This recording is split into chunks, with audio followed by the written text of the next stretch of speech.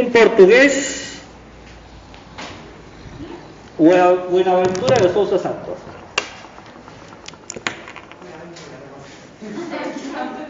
¿Qué? Todo Buenaventura.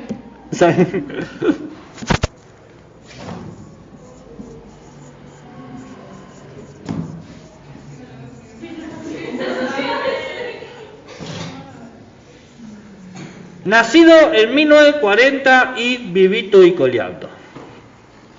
Cada vez nos estamos acercando más a las epistemologías más divertidas. No, esta no es muy divertida, pero de acá después vamos a ir a las epistemologías feministas, que esas son divertidas. Buenaventura es un sociólogo. Y usted dice, ¿qué hace este buen hombre aquí si es un sociólogo? Bueno, es un sociólogo dedicado a las ciencias, se llamaría sociólogo de las ciencias. En vez de una filosofía de las ciencias, una sociología de las ciencias, pero que también hace filosofía de las ciencias. Es más, su libro más conocido y la teoría de él más conocida se llama Epistemologías del Sur. Del sur. Sur, paredón y después sur. La luz, un almacén. ¿Conocen ese poema? ¿Ese poema, ese tango? No, si no lo cantaba, pero... ¿Eh? Si no lo cantaba, pero no lo... Es lindo, ¿no conocen el tango sur? ¿Qué saben de tangos? Nada. Lo que sé fue que se creó después de que estaban cantando con marchas, algo así. No, durante la crisis. Claro que era. Luego que murió Thanos. Ah, ¿cómo? Que bailaban y cantaban en forma de protesta. Sí, después se No, creó o sea, el baile después surgió, pero digamos las letras de tango eran en la protesta social. La música ciudadana la llamaban al tango. La música del ciudadano que hablaba de cómo se vive. Bueno, escuchen el tema sur. Bueno, pero si no les gusta el tango, no les va a gustar. Te tiene que gustar el tango. Yo bailo tango. ¿Bailas tango? Pero no te gusta. No, o sea, sí, Es difícil bailar tango. Bailarlo bien. Bailar cualquier cosa mal es fácil. Bien. Epistemologías del sur. Sur no es geográfico. La palabra sur no tiene que ver con la geografía. No es el cono sur, el polo sur, los países del sur. No. Sur es una metáfora. Es una metáfora.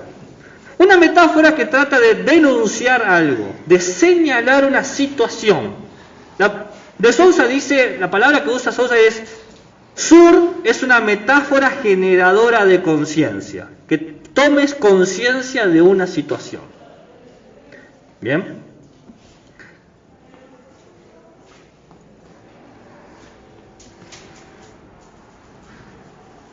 La metáfora sur representa otras formas de conocer. Lo que dice Sousa es una idea muy básica, pero que termina constituyéndose en una crítica poderosa.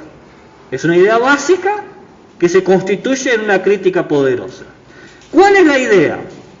Históricamente, hemos considerado en los últimos 500 años que la ciencia producida en Europa es sinónimo de conocimiento válido, de conocimiento útil, de conocimiento importante.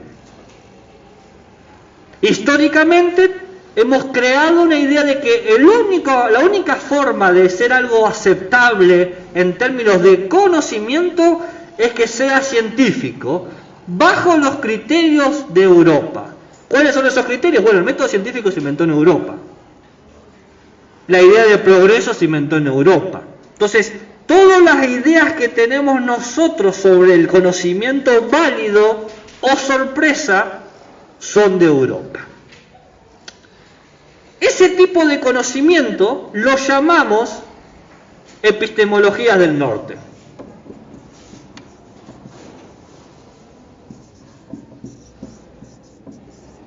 este tipo de conocimiento se presenta como el único modelo de saber legítimo,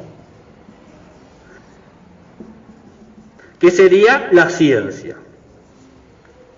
De vuelta, acá hay una trampa. Les digo, sur y norte no es geográfico, pero la primera referencia que hago es una referencia geográfica. Los del norte y los del sur.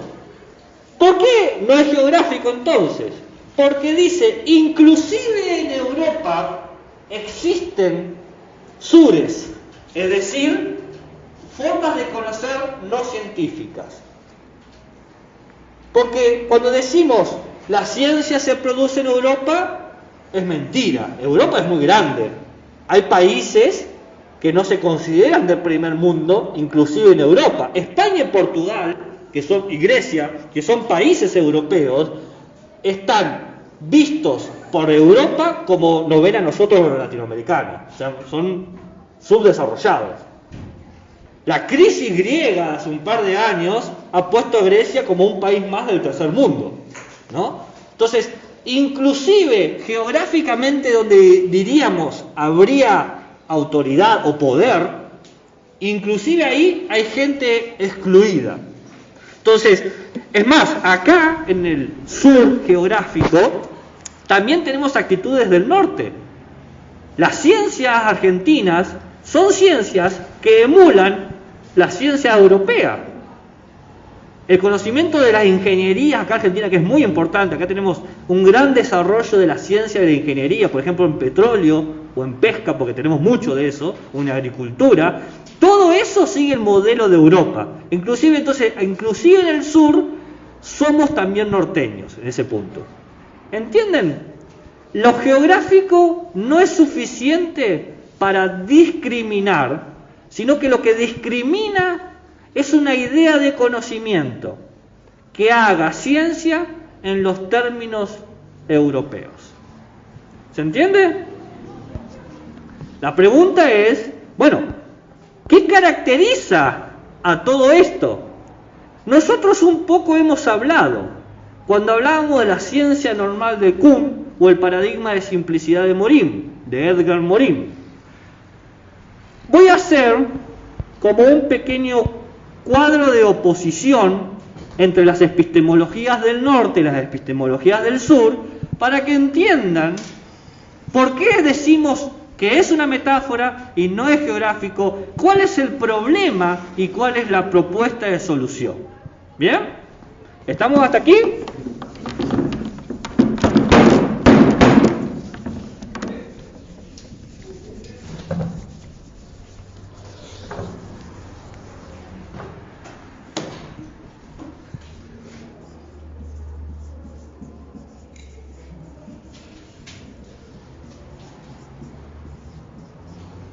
Bien.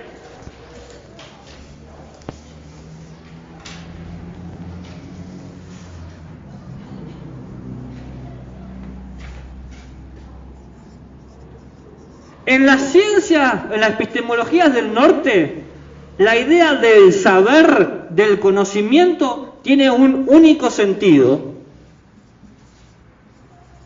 que es el científico institucional,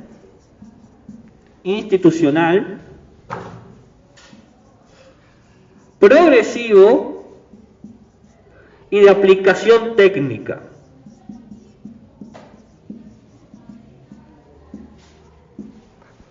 Dice la mirada de la epistemología del norte. ¿Qué es saber? Bueno, el conocimiento científico, o mejor dicho, el saber es el conocimiento científico que se caracteriza por lo siguiente: conocer a la realidad de una manera tal que, mediante distintas instituciones como laboratorios, ¿no? o universidades, ¿bien?, produzco algo que genera un desarrollo lineal y ascendente, es progresivo. Cada vez sé más cosas del mundo, pero la pregunta es, ¿qué sabes del mundo? Sé construir tecnología que me permita manipular ese mundo. Puedo crear satélites, puedo crear represas, puedo crear aviones. La ciencia es técnica, la ciencia es aplicación sobre el mundo.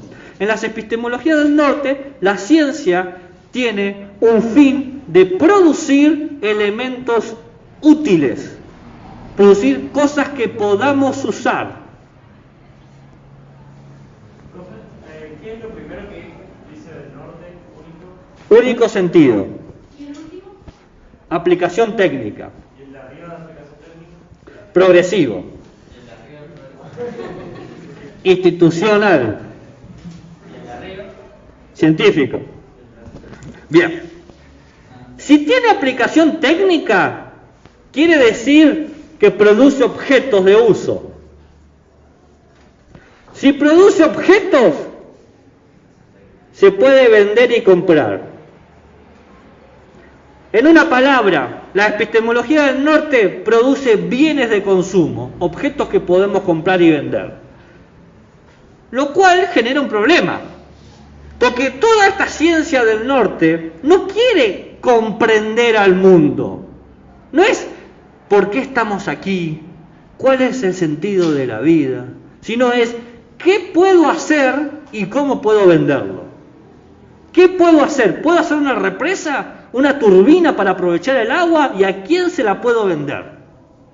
¿Se entiende? La ciencia es técnica, es un desarrollo instrumental sofisticado para manipular al mundo y producir bienes y servicios.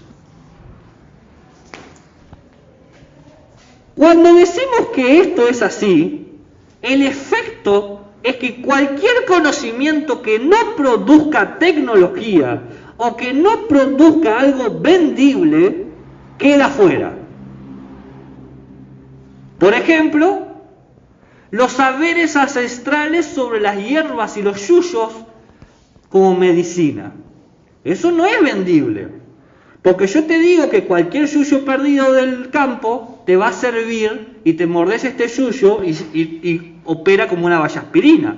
Entonces, ¿qué le conviene más a la ciencia? ¿Que vos vayas a la farmacia y compres la vallaspirina o que vayas al campo, arranques una hoja y te muerdas el yuyo? Ir a la farmacia, porque la idea es generar objetos de venta, de compra y venta. No es la idea resolver problemas. La idea es producir objetos.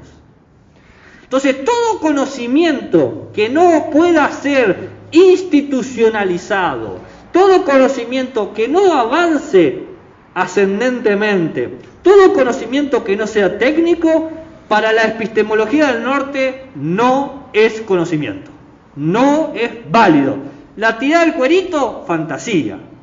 El vudú, fantasía. La lectura de los yuyos, fantasía. Todo eso, dice, yo no lo puedo producir técnicamente. Y como tal, no es válido. No se enseña en las universidades. ¿Se entiende? Cuando hace eso, esto va de la mano con lo que se llama imperialismo. Europa produce este conocimiento en el 1500 y lo exporta agresivamente por África, Asia y América. ¿Cómo llamamos a ese movimiento imperialista progresivo de Europa? ¿Lo conocen? Colonialismo. Ir a dominar territorios mediante el poder técnico para sustraer sus recursos y producir algo nuevo. ¿Por qué hacen esto? Y porque la idea siempre es comprar y vender. La idea es clara. Entonces, esta ciencia o este conocimiento no es inocente. Se produce con el interés de comprar y vender. Si algo va en contra de eso, se dice, no, eso no es conocimiento. ¿Cómo llamamos a la actitud de negar otra forma de conocer o conocimientos que no producen? Esta forma de actuar la llamamos fascismo epistemológico.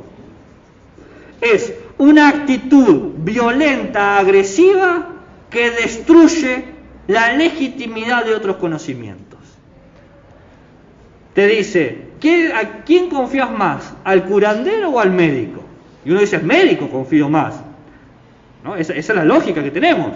Si me dan a elegir, mirá, tenés una enfermedad extraña, te puede atender esa enfermedad este médico o este curandero. El curandero con unos humos y unos palos santos dice que te cura, y el médico con estos químicos dice que te cura. Nosotros, como por 500 años hemos aprendido que la lógica tiene que ser el producto, y como no vemos los espíritus del curandero, confiamos en el químico. Dame el objeto que se pueda atravesar sobre mi cuerpo y atacar aquello nocivo que me está pasando. ¿Eh? Puede ser, sí. La idea de que no hay otra forma de resolver el problema es una idea de que las otras perspectivas están equivocadas y hay que matarlas. El fascismo epistemológico, producto del imperialismo, produce lo que se llama epistemicidio, el aniquilamiento sistemático de otras formas de conocer al mundo. El epistemicidio es eso, el epistemicidio es eso, destruir otras formas de conocer al mundo. Todo lo que no es avalado por la universidad, protegido por el laboratorio y no puede ser traducido en algo vendible, se dice que no es conocimiento, es creencia.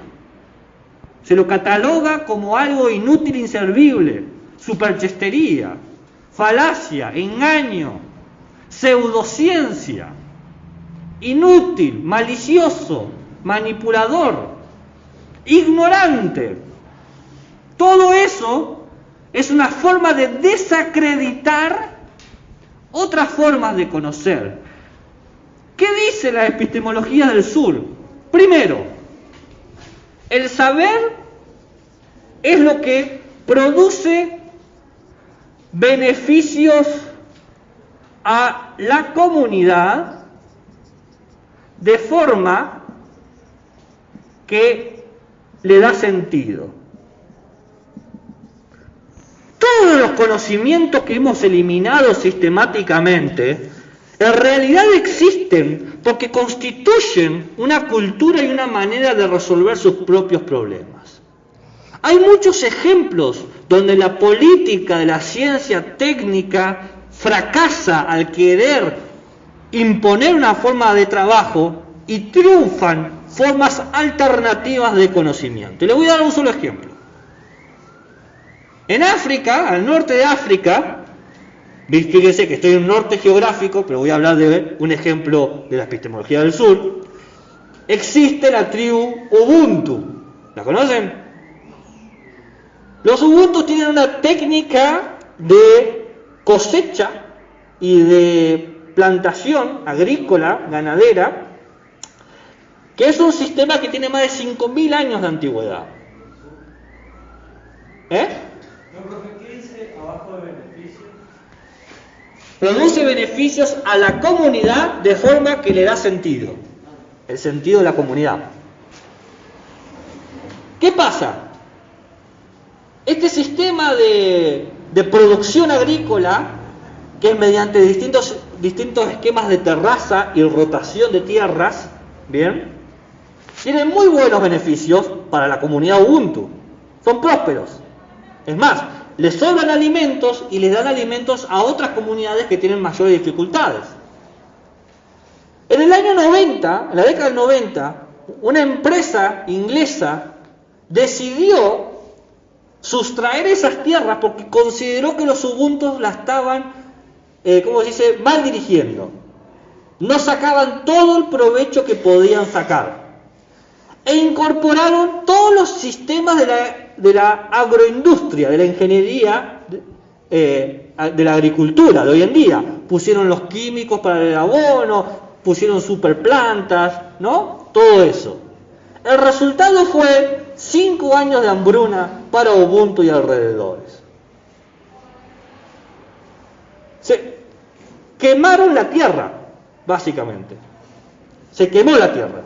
Un conocimiento científico que había tenido mucho éxito mató, y mediante un fascismo epistemológico dijo, los Ubuntu son unos giles, no saben lo que están haciendo, negaron la validez, cometieron un epistemicidio y de forma imperialista se opusieron. Los Ubuntu no tenían armas para defenderse, eran un pueblo de agricultores. Y estos vienen con ejército, industria, sustrayeron la tierra y dijeron, vamos a darle lo que sobra, van a ver que todos van a comer. Y no fue así. No fue así. Entonces, ahí nos damos cuenta de que si bien el financiamiento de las empresas en ese lugar les vino muy bien a las empresas, porque los gobiernos inyectaron plata para que pudiese dar, eso no benefició a la comunidad. Los Ubuntu pasaron 5 años de hambre más.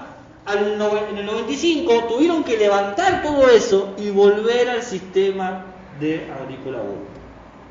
Y es el sistema que se usa hoy en día. Y súper próspero. ¿Pero por qué? ¿Cuál era el problema? Los Ubuntus le rezan a sus dioses, claman plegarias y hacen previsiones con tirada de huesos y gallinas para saber cuándo cosechar y cuándo no. Y uno dice, pero eso es incomprobable. La respuesta es otro tipo de saber. Sí, no es el saber científico al que estamos acostumbrados, pero la pregunta es, ¿cómo evalúo un conocimiento? Dentro de las ciencias, por aplicación técnica, y de ese modo, rezar y tirar huesos no sirve para nada. En las epistemologías del sur se evalúa con la práctica, el éxito. Si tiene éxito, si resuelve problemas, si logramos encontrar la solución que estamos buscando, es conocimiento. El conocimiento es pragmático, dicen las epistemologías del sur. No me importa si para justificar este conocimiento tengo que creer en el dios de los tallarines. No importa eso. Lo que importa es, ¿se obtiene lo que se está buscando? Porque la ciencia, con toda su hermosa justificación teórica, técnica, con todo su conocimiento sobre la geología y la geografía, no logró lo que 5 monos locos con sus pensamientos, si querés decir arcaicos, si querés que nos burlemos de ellos, que arcaicos, niñescos, infantiles, lograron. Entonces, ¿cuál es el problema ahí? La ciencia va a decir, bueno, nuestras proyecciones fueron erróneas. Los Ubuntu van a decir, el problema es que no le rindieron tributo a los dioses. Y los dioses dijeron, si vos no me rendís tributo, de esta tierra no crece nada. Y vos vas a decir, Ubuntu, no podés creer en eso. Y Ubuntu te va a decir, quién cosecha y quién no cosecha. ¿Se entiende? La epistemología del sur no es una oda al engaño. No es que, sí, ahora tenemos que creer cualquier cosa. No es eso. Es entender que el esquema de las ciencias que hemos aprendido no responde todas las preguntas, no resuelve todos los problemas y que en realidad muchos de los problemas que tenemos hoy en día son producto de esta ciencia. La contaminación, la polución, la intoxicación, las enfermedades que tenemos, las guerras que producimos, todo eso es gracias al infinito poder de la ciencia. Entonces, si creer que eso tan nocivo puede solucionar todos los problemas, es chocarse con la misma piedra. Tenemos que encontrar saberes alternativos para resolver los problemas que este conocimiento ha hecho. El conocimiento científico es poderoso, nadie lo va a discutir, es sumamente poderoso. Nos dio más tiempo de vida, nos dio la capacidad de comunicarnos a larga distancia, sí, pero también dio la capacidad de matarnos a larga distancia y de acortar la vida de otras personas. Entonces, esta ciencia, que es de la epistemología del norte, es muy problemática y hay que tener mucho cuidado. El criterio de lo técnico práctico para evaluarlo a todo hace que desconozcamos el valor humano. Hay personas jugando en todo este tiempo.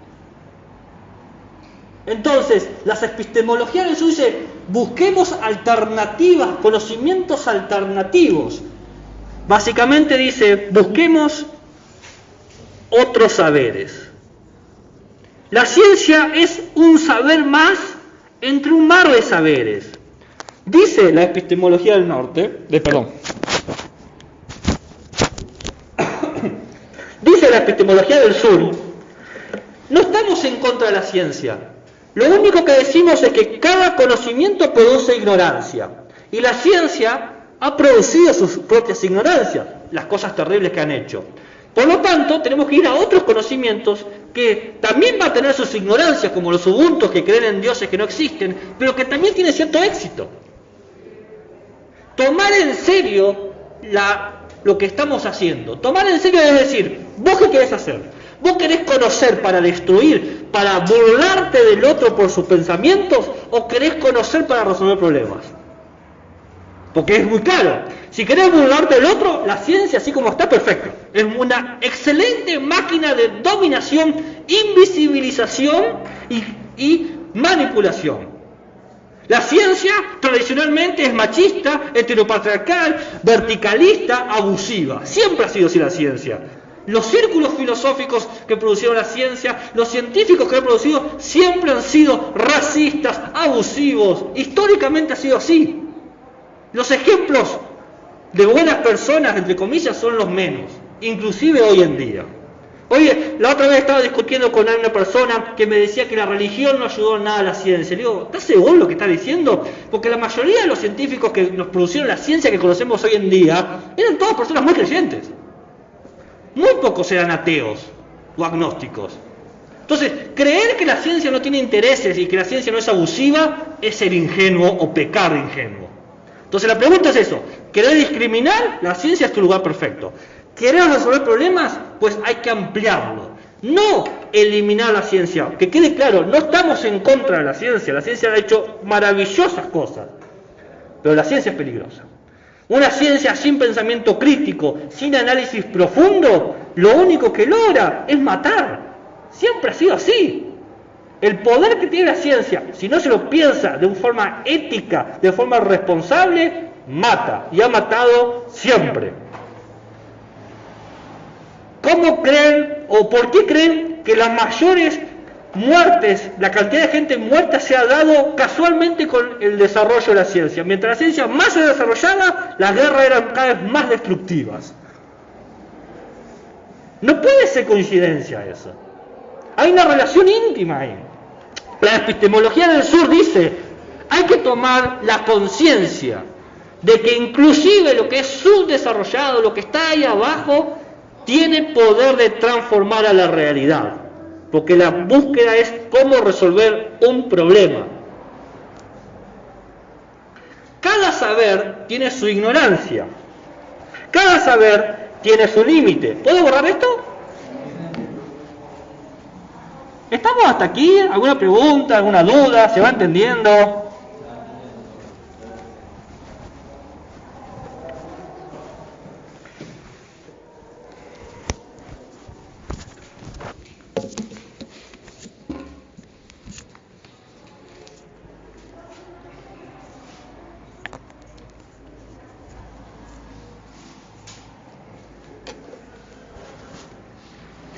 ¿Qué ha hecho la ciencia con los conocimientos? La ciencia ha creado un sistema de disciplinas y subdisciplinas, ¿no? Tenemos la física y elementos de la física interna.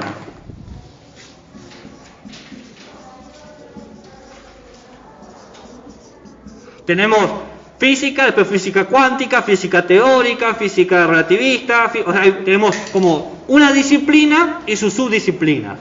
Y tenemos como un recorte de la realidad, donde tenemos que cada ciencia se ocupa de una dimensión de esa realidad. Se separa. Lo curioso es que la realidad no se muestra así. Nuestro mundo no se muestra separado, se muestra todo junto, unido. O ustedes ven un momento la física relativista, después otro momento ven la física cuántica. No, nadie lo ve así. Es imposible. Por eso la epistemología del sur dice, construir estas disciplinas lo único que genera es una incomunicación. Los científicos se súper especializan en algo. Saben tanto de su disciplina que se vuelven ignorantes de la ciencia en general. Traten de preguntarle a alguien que estudió biología, que se dedicó luego subdisciplina a la ecología, subdisciplina a la ecología de las flores, subdisciplina a la ecología de las flores de pétalos, de más de 20 pétalos, de la edad cuaternaria en la historia de la evolución humana. A esa persona, súper especializada con todos los doctorados encima, ¿qué piensa de los problemas bioéticos de la actualidad? No, cualquier cosa que te diga va a ser su opinión, no va a poder hacer un análisis crítico porque no tiene las herramientas. Se ha vuelto un ignorante de todo. Sabe mucho de un simple punto de la realidad, pero ignora a la realidad. Y el problema es que la realidad la vivimos de forma integral, no segmentada. La ciencia, a presentar la realidad segmentada, te vuelve sabiondo en un solo punto e ignorante en el 99,9. Te convierte en un ignorante con título. No sabemos más que aquello que estudiamos, lo cual nos vuelve peligrosos, porque tenemos la autoridad del título, pero la imprudencia del ignorante. Hay que creerle, es biólogo, sí, pero biólogo de plantas que se extinguieron hace 500.000 años. No puedo confiar en su pensamiento ecologista actual si está pensando en la ecología de hace 500.000 años. ¿Qué sabe él de los derrames de petróleo, la matanza de los delfines, la extinción de los manatíes, la pérdida de los arrecifes de coral? ¿Qué puede decir esa persona que sabe específicamente la evolución de una planta durante 500.000 años? Sí, es importante ese conocimiento, pero es un ignorante. Entonces dice la epistemología del sur, lo que hay que hacer no es estudios disciplinares, sino estudios ecologistas del saber. Ecología del saber. La ecología del saber es decir que todo saber está relacionado con otro. Yo para saber algo tengo que saber otras cosas. Yo para entender algo tengo que entender otras cosas. Y para poder permitirme saber otra cosa, tengo que pasar por un primer punto: aceptar mi ignorancia. ¿Qué sería entonces la ecología del saber? O sea, sería... La convivencia pacífica de los saberes. Porque acá hasta se da una competencia de qué saber es más importante. ¿Qué importa más? ¿Qué es lo más relevante? En la ecología de saberes no. Se va a tratar de generar una convivencia donde decir, yo puedo resolver estos problemas, pero cuando resuelvo estos problemas genero estos otros. Estos otros los resuelve este otro saber. Este saber resuelve este problema que yo dejé abierto y otros problemas. Pero como resuelve esos problemas, deja abierto otros más, que van a ser resueltos por otros. Y así generando todo un ecosistema de conocimiento, donde nos damos cuenta que el conocimiento tiene que ser integrado, sistemático, relacional.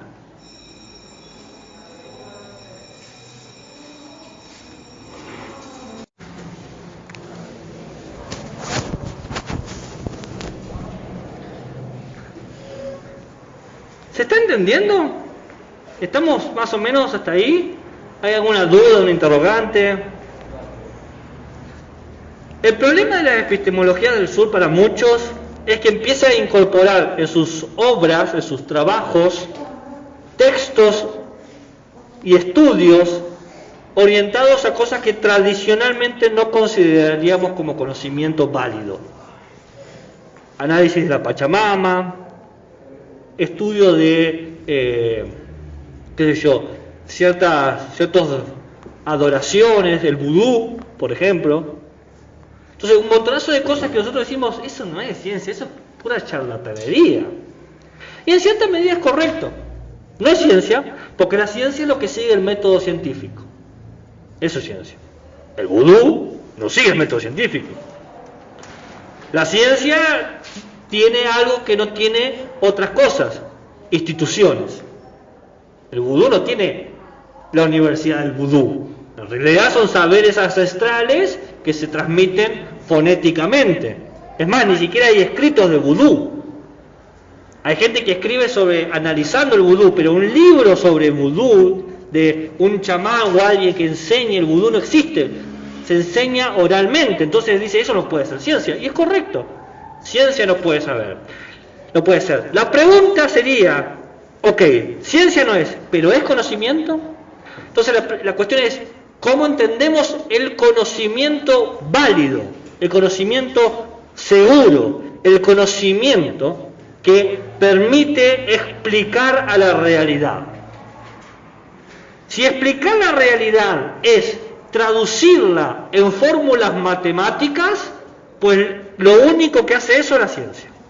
La ciencia es la única forma de saber que traduce el mundo en fórmulas matemáticas. Eso es la ciencia. Pero el mundo se resuelve en su infinita complejidad en fórmulas matemáticas, y la respuesta es que no. Las fórmulas sirven para predecir o anticipar y manipular los eventos, pero no te dice todo lo que es el mundo. ¿Cómo sintetizar la idea de belleza? Lo cual es gracioso, uno diría, bueno, ok. El conocimiento estético es un conocimiento, pero un conocimiento de segundo nivel. En vez de decir que solamente hay una forma de conocer que la ciencia, decimos, hay muchas formas de conocer, pero la principal y más importante y más valiosa es la ciencia. Eso podemos decir, es lo que se dice hoy en día. Esa es la perspectiva actual. ¿Qué dice la epistemología del sur ante esta actitud del norte? Dice, si fuese cierto que la ciencia es el conocimiento más importante, valioso y útil, ¿por qué la ciencia habla de teorías bellas? ¿Por qué la ciencia habla de lo que es la responsabilidad, que es un conocimiento ético? ¿Por qué la ciencia habla de recursos, que sería un conocimiento económico-social? ¿Por qué la ciencia se permite meter en otros lugares donde en teoría no debería meterse? La respuesta es muy sencilla, porque el mundo es un todo unido, no se puede separar como pretende la ciencia. Es algo sumamente integral, sistemático.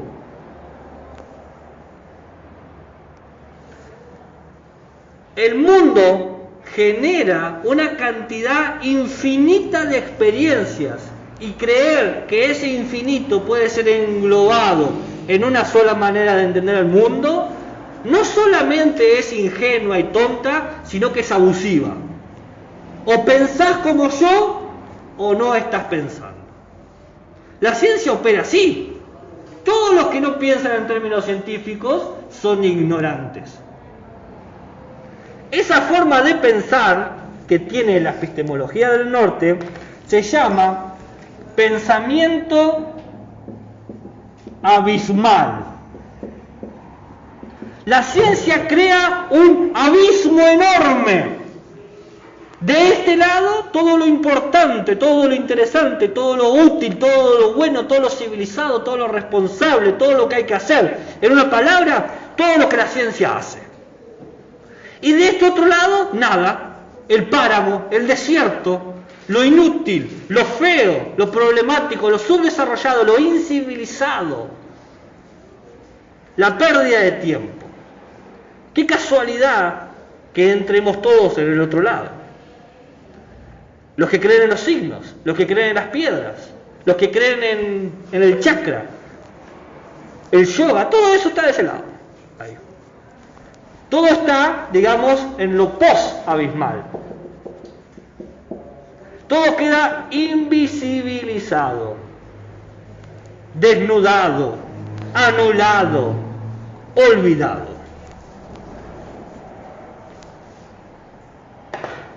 En un viejo pueblito de Italia se inventó la tarantela. La tarantela es un baile. La tarantela se inventó dada una situación que estaba sufriendo este viejo pueblito de Italia. Invasión de tarántulas. Ustedes creían que el ejemplo de la invasión de tarántulas que hice otra vez era mentira. No, en realidad estaba pensando en esto, pero no lo iba a decir porque estábamos haciendo otra cosa. Y el problema era que la tarántula no te mataba, pero duele enormemente. No existía la vacuna, no existían los antídotos. ¿Qué inventaron? Un baile, la tarantela. ¿Conocen el baile de tarantela? ¿Vieron lo rápido que es el baile de tarantela? Hay que moverse mucho. El ritmo de la música de la tarantela, ¿alguien lo conoce? ¿Cómo es? ¿Quién lo sabe? ¿Quién me busca la tarantela en Spotify? Ya.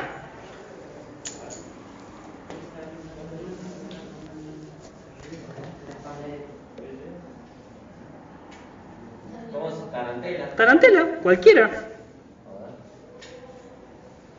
Mientras lo busca el compañero, inventaron ese paso de baile frenético y rápido para luchar contra el veneno de la tarántula. Cada vez que te picaba una tarántula, ¿qué tenías que hacer? Dale. Tenías que bailar la tarantela. Ese movimiento rápido producía un efecto de adormecimiento de la parte que te habían picado y movía, gracias a que la sangre empezaba a fluir rápidamente, a distribuir el veneno por todo el cuerpo, que mientras más se distribuía, más se dilataba, mientras más se dilataba, menos efecto hacía, al punto de que no te dolía nada y te curabas del veneno de la tarántula. Sí, por eso. Y llegan los médicos y dicen, eso es una estupidez. E inventan los antídotos del veneno. El problema es que los antídotos son difíciles de conseguir, no hay para todos. Como los Ubuntu. La respuesta técnica objetual en realidad termina siendo un problema. Se olvidan del baile de la tarántula y muchos mueren. Hay gente que muere por el efecto de la tarántula. En realidad no es mortal, pero el efecto que te puede hacer es mortal. ¿Por qué cae en este problema la ciencia? La epistemología del sur dice, el problema es que no está viendo la cuestión. Este es un pueblito pobre de Italia, no tiene los recursos para comprar los objetos de la ciencia. Pero tiene los recursos para producir sus propios conocimientos que resuelvan sus problemas.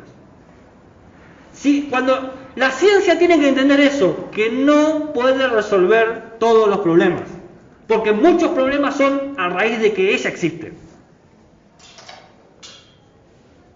Entonces, hay que resolver problemas con otros términos.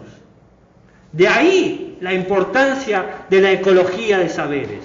La ecología de saberes trae eso invisible, eso que se dejó de lado, eso que se olvidó, aquí. Lo hace visible, lo presenta. Dice, no, si bien no podemos resolver este problema con la ciencia así, otra gente con otra forma lo resolvió. Habría que ver, habría que investigarlo. No hay que dejarlo ahí. Incorporar otros saberes es, sorpresivamente, incorporar otros sujetos productores de conocimiento. Low battery, please charge. Incorporar otros saberes es incorporar otros sujetos de conocimiento. Porque para la ciencia, ¿quién hace ciencia? ¿Quién es el sujeto que hace ciencia? ¿El hombre? Los científicos. Ese científico no importa de dónde nació, no importa su pasar económico, no importa su identidad, importa que siga los métodos. Cualquier gil hace ciencia, dice la ciencia, tenés que seguir los pasos. Y la epistemología eso dice, eso es una estupidez, porque uno piensa el mundo desde donde está parado. No es lo mismo el problema físico que puedo tener yo con la realidad que puede tener una mujer o un transexual. Las maneras en que se identifican y perciben la realidad les permite darse cuenta de ciertos problemas que yo, en mi situación sumamente privilegiada, porque soy blanco, soy heterosexual, soy hombre de mediana edad, o sea, tengo todo el cartón lleno de los privilegios, hay un montón de cosas que yo no me puedo dar cuenta. Que se dan cuenta otros, los que no tienen esos privilegios. Personas de color, personas de otros géneros, personas de otras latitudes. Yo nací en un barrio de clase media baja. Entonces hay ciertas cosas que yo veo que otra gente con la que yo conozco que ha nacido en barrios privados no las pueden ver. No los hacen ser malas personas. es su biografía, lamentablemente, le ha puesto un punto de vista. El primer paso es reconocer que sos ignorante y que podés ver hasta cierto punto. Y necesitas incorporar otro punto de vista que te señalen otros problemas y que te den otras soluciones. Quizás el problema que tengo yo como persona blanca, heterosexual, de clase media, hombre, se me puede resolver desde otro punto de vista, de otra persona que ese problema le parece una estupidez y sus problemas son otros. Y dice, mirá, eso se lo resuelvo así. Tal, y digo, ¿cómo no me di cuenta? Y esto está hasta evidenciado. Hay importantes estudios científicos que dicen que no se puede resolver todo con la ciencia. Es la maravilla. La ciencia dice, lamentablemente hemos demostrado que no servimos para todo. Por algo se habla de la inclusión de los puntos de vista feministas, de los puntos de vista racistas, de los puntos de vista de género, de los puntos de vista de otras latitudes. Es decir, las epistemologías africanas, las epistemologías de Asia, las epistemologías orientales, las epistemologías latinoamericanas. Poder entender la realidad desde la infinita riqueza, creer que la puedo resolver la realidad solamente en términos científicos, es quedarme con una realidad muy pobre, dice la epistemología del sur. Es muy pobre eso. Y el mundo no es así. El mundo es diverso, múltiple, creciente. ¿Se entiende lo que quieren decir? Sujeto cognoscente. El sujeto que produce conocimiento, el científico, es alguien totalmente fuera del mundo. No importa su biografía, no importa su identidad. Para la epistemología del sur, sí, el sujeto que produce ciencia está localizado en un aquí, en una ahora, tiene una biografía. ¿Por qué alguien quiere curar el cáncer? ¿Por qué queremos curar el cáncer? ¿Por qué alguien se pondría a hacer eso?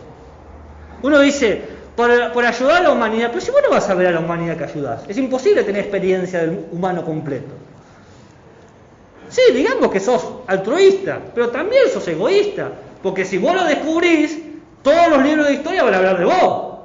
El chabón o la chabona que te descubrió, y si lo vos descubrís, te van a querer comprar, te van a querer pagar. Dice, chabón, vos mirá, por 40 millones venía a trabajar acá, y decís, sí, de una, el cajón, 40 millones me vienen re bien, tengo 2 pesos en el bolsillo.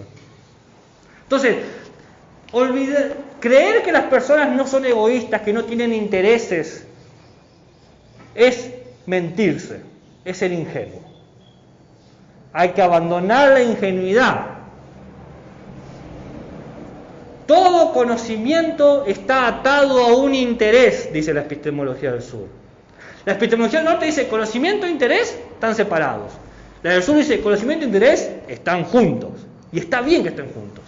¿Por qué? Porque cada conocimiento tiene el interés de resolver un problema, de presentar algo. ¿Eh? Totalmente parecido a Nietzsche. Exactamente, sí. Hay un interés. Abandonar la idea de que el mundo, el universo, puede ser traducido a fórmulas. Las fórmulas resuelven problemas, no te resuelve el mundo. La epistemología del sur son muy claras en eso. Por eso la palabra sur y la palabra norte no son geográficas. Te tienen que generar la conciencia del lugar. Vos podés vivir en el norte y pensar de forma crítica, y vivir en el sur y pensar de forma acrítica, es decir, de forma que no estás pensando lo que estás haciendo. Yo, por ejemplo, Gabriel Palavano, yo no creo en la Pachamama, no creo en los signos, no creo en nada de eso. No me parece que sea verdad. Pero la epistemología del sur me dice, Gabriel, no importa si vos crees que es verdad o no, ese no es la discusión. La discusión es, ¿está resolviendo los problemas que quiere resolver? ¿Qué pretende resolver la idea de los signos? ¿No? Los signos zodiacales estoy hablando, ¿no? Y bueno, muchos de los problemas es que la persona sepa quién es y qué esperar de los demás. La idea del signo es esa. Yo soy de Piscis, me verás a mí que soy siempre fluctuante, me muevo por la corriente y me superadapto. Ah, no, yo soy de Tauro, siempre voy de frente. Te da una forma de hablar sobre el mundo.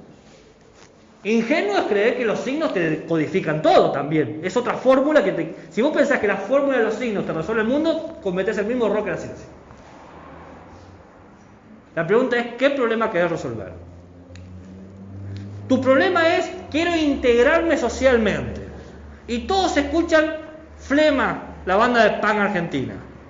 A mí no me gusta Flema, pero como quiero ser parte del grupo, loco, vamos! Y vamos, cantamos todos temas de Flema, ¿no? Te viene un recital, tomamos cerveza, estuvo todo bien, y hoy yo te recuerdo. ¿No conoce el tema de Flema ese? ¿O yo te recuerdo? ¿No hay gente punk acá? Bueno, qué bueno. Igual no es un buen tema. 2 minutos. ¿Cuántos de nosotros, para resolver un problema que tenemos, abandonamos nuestras profundas creencias? Nos damos cuenta que las creencias son herramientas para resolver el mundo, nada más.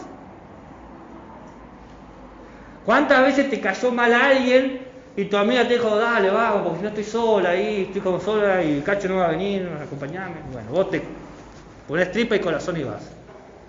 Esa actitud que en la sociedad lo vemos comúnmente, en la producción de conocimiento también, porque acá hay la última tesis de la epistemología del sur.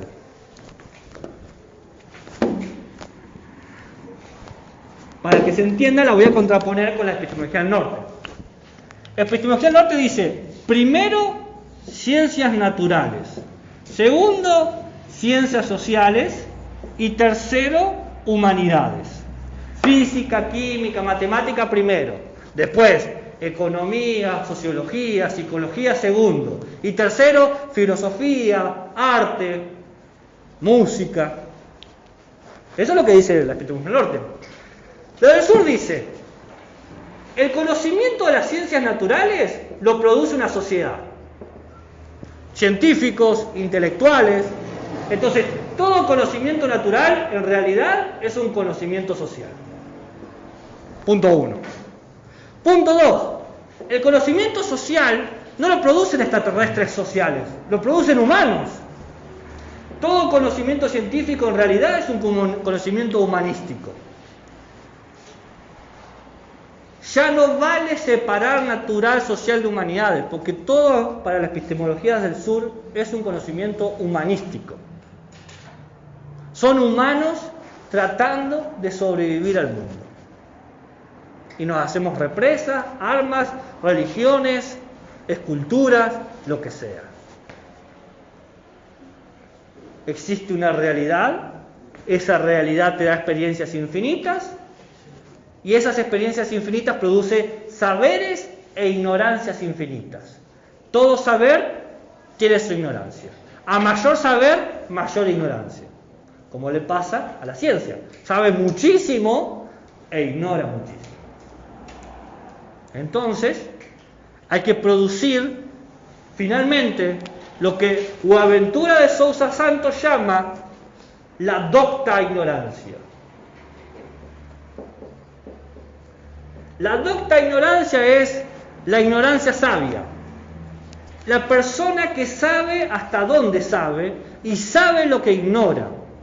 Sabe en qué se está comprometiendo y en qué no se está comprometiendo, y sabe que eso que sabe le sirve para ahora. Quizás después tenga que creer otra cosa.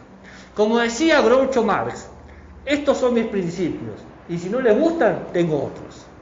Estos son mis saberes. Si no sirven, pues iré a otros saberes. Sencillo. Practicidad. Encontrar mi sentido en todo esto. ¿Cuál es el sentido de todo esto que estamos acá? ¿Por qué estoy haciéndolo? Bueno, cada uno de ustedes tienen en su mente un esquema de saberes de ignorancias que utilizan para sobrevivir el día a día. Y tienen mucho éxito porque todavía están aquí. Cualquiera que esté aquí tiene éxito. Ya el éxito no es producir un objeto. El éxito es resolver problemas. Quizás los problemas que vos tenés, la única forma de resolverlo es cambiar tus saberes. La manera en que los estás viendo. Cambiar tu punto de vista. ¿Se entiende lo que quiere decir? ¿Qué piensan de esto? ¿Están de acuerdo? ¿Están en desacuerdo? ¿Les parece una tontería?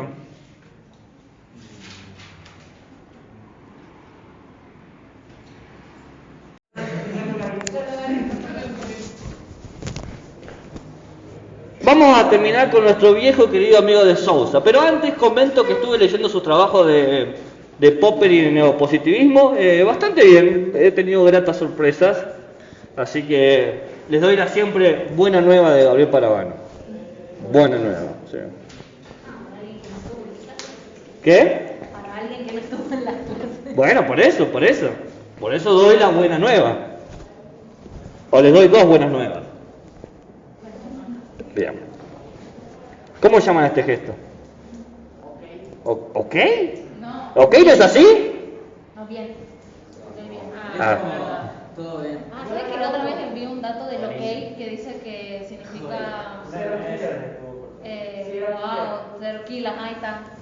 Y sí, ok. No, que es 0 kilos en tipo 0 muertes y eso se utilizaba en los hechos para... Claro. O sea, cuando volvían los que habían ido a... ¿Cómo estás? Bien. Un datazo de la epistemología, ¿eh? Claro, y si también das de vuelta del OK por un muñequito. ¿Un muñequito? Bien. He decidido traerles un pequeño esquema. Un pequeño esquema que lo voy a llamar pequeño esquema. ¿No? ¿Cómo voy a llamar mi pequeño esquema? Pequeño esquema, para que no haya confusión. Usted me va a decir, profe, ¿el esquema pequeño va a ser un esquema grande? No, va a ser un pequeño esquema. Oye, ¿una esquemita? No, porque sería muy pequeño. Sería como el hijo del pequeño esquema. Claro. El esquema chiquito es la pareja de un pequeño esquema. Y el esquemita es el hijo hizo. Claro. ¿Y el esquematito? ¿Qué sería? ¿Y el esquema? Y el esquema es el patriarca de la familia, obviamente, ¿no? El esquema grande es el antecesor, ¿no? El que tuvo la guerra, que luchó por la independencia, que fundó el país, ¿no? Hay un retrato del esquema grande ahí, dice, ve, ese fue tu... ¿Cómo es que se llama la nube? Te perdí, no sé qué estás hablando. Casi. Se entusiasmó con el chiste y... A veces pasa que uno quiere contar algo gracioso y se ríe uno mismo y no lo sabe contar. A mi pareja le pasa siempre. Siempre se ríe del chiste que va a contar y nunca te cuenta el chiste y la ves riéndose sola. Y bueno. Ok. Básicamente nosotros hemos visto como tres tipos de epistemologías. Una epistemología tradicional, donde podríamos poner acá a Comte y al neopositivismo y a Popper. Una epistemologías críticas o alternativas, donde tendríamos, por ejemplo, a Kuhn, a Morin, ¿bien? Edgar Morin, Paradigma de la complejidad y simplicidad. Y después tendríamos una epistemologías contemporáneas, donde estaría de Sousa. De Sousa y otro más que ya lo veremos en su momento, las feministas. Pero por ahora pongamos ese esquema ahí, ¿no? ¿Puedo borrarlo? ¿Qué te pasa? Tradicional en Comte, ¿quién es el medio? Neopositivismo y Popper. ¿Quién es de abajo? Kuhn, Morin. No, el... Crítica o barra alternativa. Si no te gusta crítica, alternativa. Y después, contemporánea de Sousa. Básicamente, estas tres corrientes epistemológicas, tienen dos grandes diferencias entre sí. Es decir, cada una de estas epistemologías tiene una posición particular que la opone a la otra dos. Por un lado, cada una define de manera distinta al sujeto que conoce, en este caso el científico, y a el objeto que se estudia, en este caso, la naturaleza, la realidad. ¿Me entienden? O sea, ¿qué quiero decir? Cada epistemología, la tradicional, la crítica alternativa y la contemporánea, tiene una definición particular de sujeto y de naturaleza. Entonces ahora les voy a dar una pequeña definición, 3 pequeñas definiciones de sujeto y naturaleza. La definición de sujeto de la epistemología tradicional, la definición de sujeto de la epistemología crítica y la definición de sujeto de la epistemología contemporánea. Paralelamente les voy a dar 3 pequeñas definiciones de naturaleza. La definición de naturaleza de la epistemología tradicional, la definición de naturaleza de la epistemología crítica y la definición de naturaleza de la epistemología PISA. Ah, pensaba que iba a decir contemporánea. Eso por andar esperando. Hay que esperar lo inesperado. ¿Qué es al lado de Kuhn? Kuhn, Morin, M-O-R-I-N. ¿Y abajo de contemporáneo? Contemporánea de Sousa. Boaventura de Sousa Santos, ¿no? El muchachito este. ¿Cuál es el apellido? ¿De Sousa o Santos? No, Santos. El nombre, Boaventura de Sousa es el nombre y Santos el apellido. Es re fácil confundirse porque parece que es el apellido de Sousa. O sea, yo pensé que Buenaventura es el nombre, de Sousa es un apellido y Santos es otro. No. Buenaventura de Sousa sería como la Buenaventura del Santo, sería el nombre del tipo. Buenaventura de Sousa no sería primer y segundo nombre. Claro, Buenaventura de Sousa Santos. Como Gabriel Parabano. No, el nombre. Bueno, no importa. ¿Estamos hasta aquí? Entonces, definición de sujeto de epistemología tradicional. Según la epistemología tradicional, el sujeto que hace ciencias no tiene biografía. No importa quién es. ¿Quién es? No lo sé. Importa un rabanito. Importa un pirulín. Importa una pirula. No importa nada. No tiene biografía. No sé quién hace ciencias. Lo que importa es el método científico. La epistemología tradicional siempre negó al sujeto que hace ciencias. ¿Quién hace ciencia? No lo sé, no me importa, no me interesa. Por eso, muchas veces las leyes que nosotros conocemos, más tradicionales de la ciencia, no tienen nombre. Se llama la ley de los gases. ¿Y quién la inventó? No importa. Soy la ley de los gases. Lo importante es cómo funciona esa ley. ¿Entienden lo que quiero decir? La epistemología crítica, vamos a poner EA porque después voy a poner EC, entonces para no confundirlo. La epistemología alternativa va a decir que el sujeto importa en su comunidad, en su grupo. Es decir, en vez de hablar de una biografía, hay una palabra para eso, una palabra muy técnica, se las digo, pero no es necesario que se la acuerden, ¿bien? Que es prosopobiografía. Prosopobiografía, que básicamente es la idea de colectivos de biografías, grupos de biografías. Ejemplo, biografía, prosopobiografía.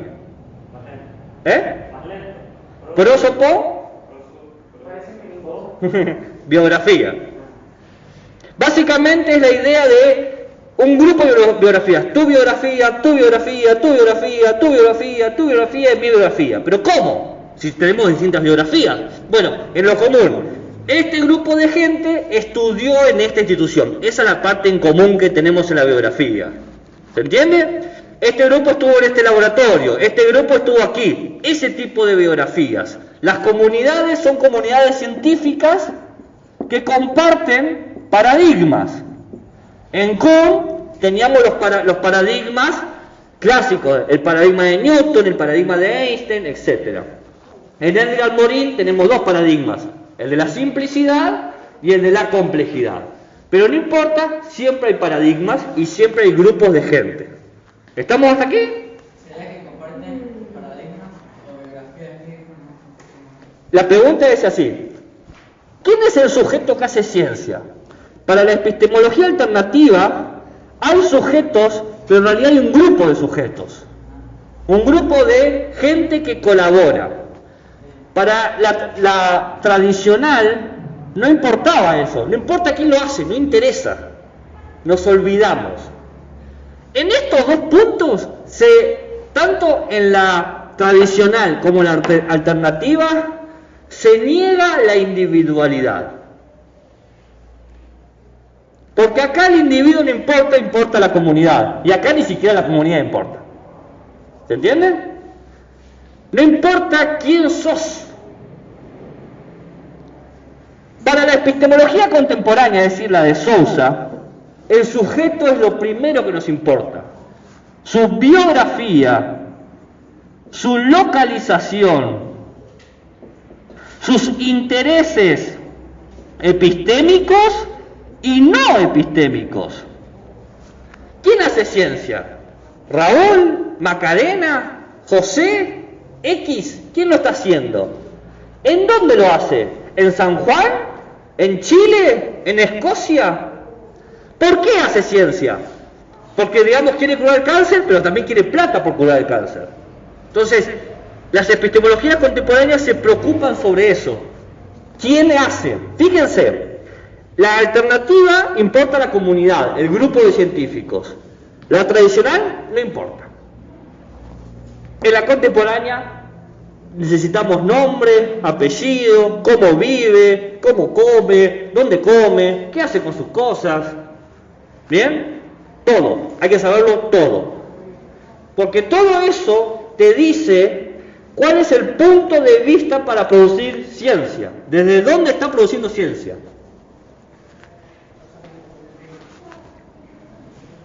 ¿Se entiende? Bien. Paralelamente, dependiendo desde qué perspectiva tengamos, la idea de realidad, la idea de objeto o de estudio, cambia. Para la epistemología tradicional, la naturaleza es algo neutral, independiente y matematizable o cuantificable, como quieran decirle. Claro, para la epistemología tradicional, la naturaleza es lo que se puede medir. Y la naturaleza sucede estés o vos no estés. Es así. El río va a fluir estés o no estés. Sí. ¿Qué dice? No entiendo qué va a poner ahí. Neutral, independiente, matematizable. ¿Se entiende esa idea, no? Una naturaleza fría, indistinta y que yo más o menos puedo estudiar de manera aislada. ¿No? ¿Más o menos? Para las epistemologías alternativas, la naturaleza depende del contexto histórico. Claro, porque dependiendo del paradigma donde estemos, la naturaleza va a tener ciertas características. Por ejemplo, si estoy en el paradigma de la Edad Media, que tenía como principal imagen a Dios, la naturaleza va a ser algo divino. Si estoy en el paradigma de Newton, la naturaleza va a ser algo matematizable. Si estoy en el paradigma de Einstein, la naturaleza va a ser relativa.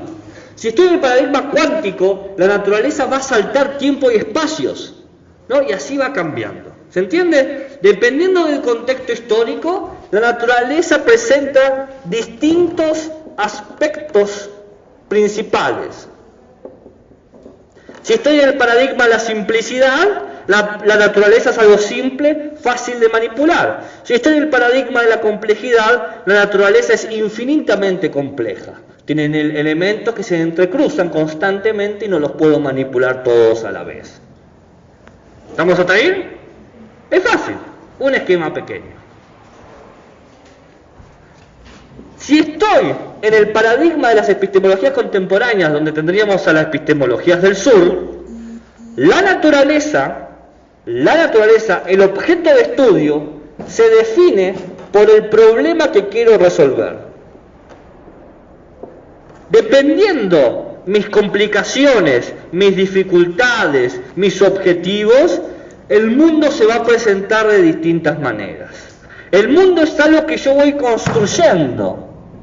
No existe la naturaleza constituida, ya dada. No es que la naturaleza está ahí esperando ser encontrada como una olla llena de oro al fin del arco iris. No existe eso. Lo que es que uno va construyendo la idea de naturaleza en la medida en que vive en ese mundo y encuentra cosas que le son comunes y encuentra cosas que le son diferentes. Y nada más. Es lo que hay. La naturaleza es construida socialmente. ¡Ojo! Acá. A ver. ¡Ojo! No estoy diciendo que la realidad es relativa. La realidad es lo que es, punto. Pero la manera en cómo la entendemos va cambiando según los problemas y los objetivos que tengamos. Ninguno de estos pensadores va a decir, bueno, si yo no creo en la gravedad, voy a empezar a flotar. Nadie es tan imbécil. La realidad es lo que es, punto. El tema es cómo la entendemos. ¿Se entiende ahí? Muy bien. ¿Puedo borrar?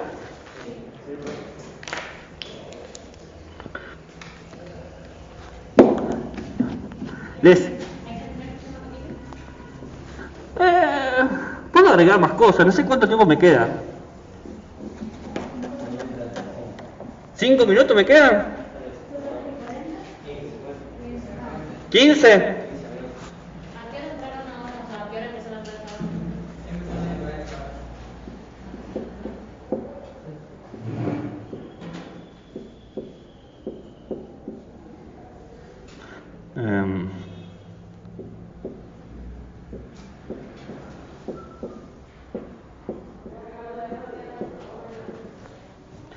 Cada epistemología tiene su definición de sujeto-naturaleza, sujeto-naturaleza, sujeto-naturaleza, ¿no? Tradicional, alternativa y contemporánea. Yo puedo extenderlo mucho más esto, puedo hacerlo más grande todavía.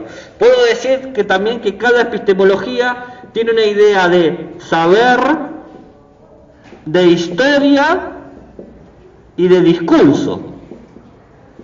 Cada epistemología tiene una idea de saber, de historia y de discurso. Saber, historia y discurso. Por ejemplo, en las epistemologías tradicionales el saber es el saber científico. Listo, punto. No hay otra forma de saber.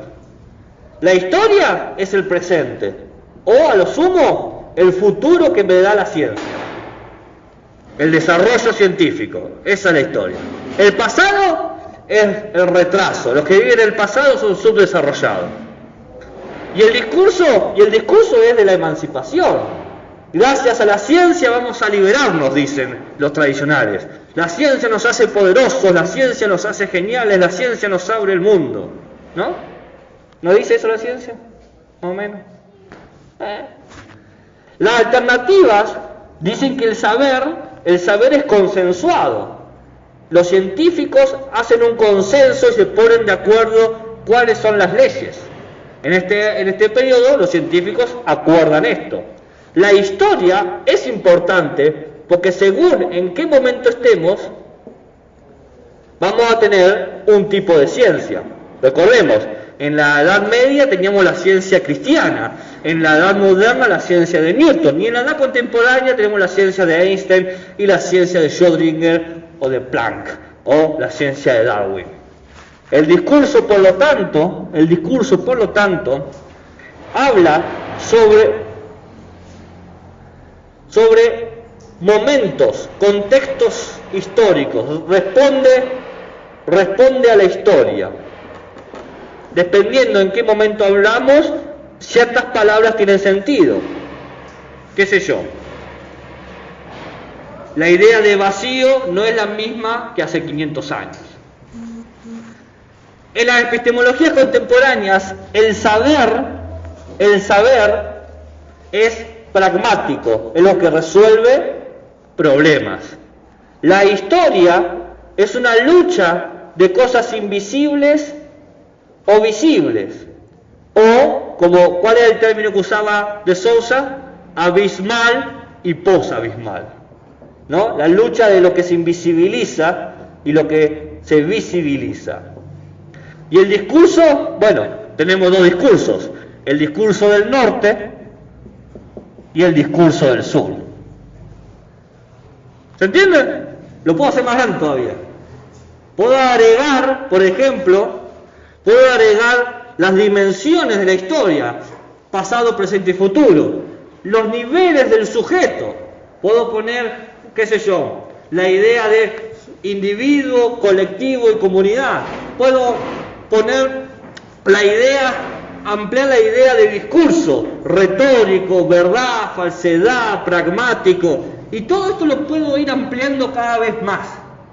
El número de términos, yo lo llegué a contar, son 127 que puedo poner en este pequeño esquema.